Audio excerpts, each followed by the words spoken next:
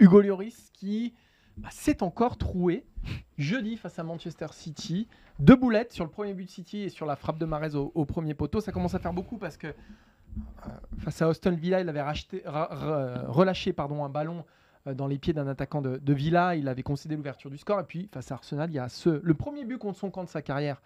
Sa carrière tout court d'ailleurs. Et ça commence un petit peu à gronder du côté de l'Angleterre sur Hugo Lloris. On va se poser cette question. Qu'est-ce qui lui arrive? Pourquoi Hugo Lloris a autant de mal en ce moment? On va prendre quelques déclarations de spécialistes ou d'observateurs de première ligne. Graham Souness, qui était l'ancien entraîneur de Liverpool, qui disait donc il y a quelques semaines, je n'ai jamais été un grand fan de Lloris, pour moi sa date de péremption est passée, violent. Et Chris Sutton, qui écrivait, je crois que c'était dans le Daily Express, un journal qui n'est pas connu pour la mesure de ses propos. La mesure de ses propos, merci. On ne peut pas nier qu'il est devenu un handicap, Hugo Lloris. Alors, tout dans la mesure. Pourquoi Hugo Lloris débranche? Maxime, j'aimerais avoir ton explication là-dessus. Alors déjà, j'aime beaucoup Graham Souness. Il y va un peu fort, on va dire.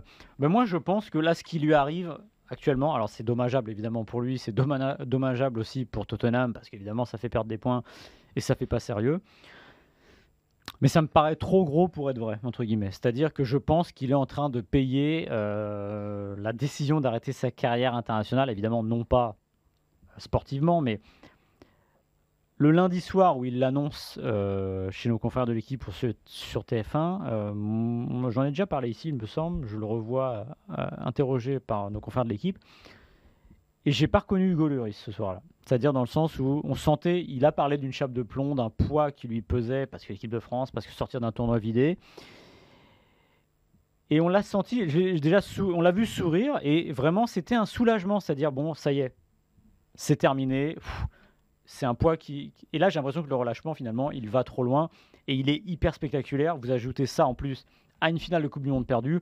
Je pense vraiment que au-delà d'un déclin aussi spectaculaire et aussi ramassé dans le temps, qui pour moi ne fait pas de sens, alors je ne dis pas qu'il n'est pas en train de décliner, mais là c'est vraiment, encore une fois, ça me paraît trop spectaculaire pour être vrai. Je pense que là il est encore dans la digestion. Il faut juste espérer pour lui et pour Tottenham que la digestion ne dure pas trop longtemps, sinon ça va devenir difficile.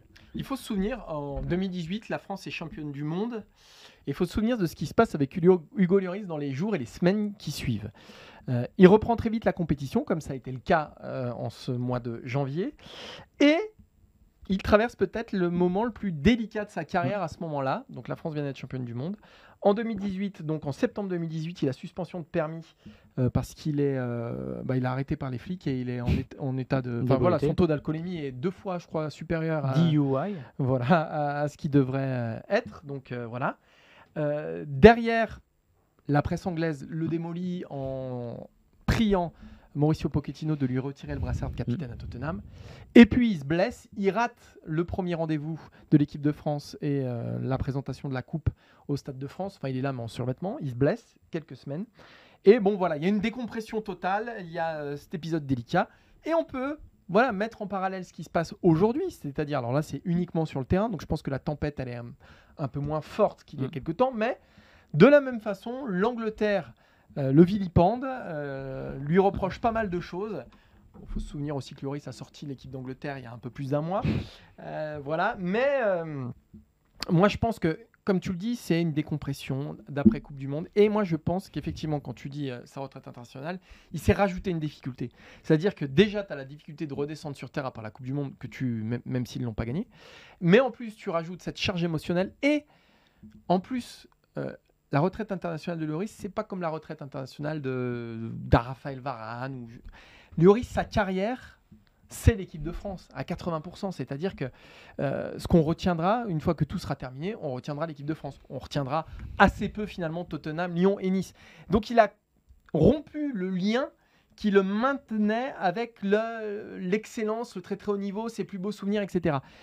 Et je pense qu'il ne faut pas minimiser ça. Et comme tu le dis, je pense que c'est ce qui explique la tempête actuelle.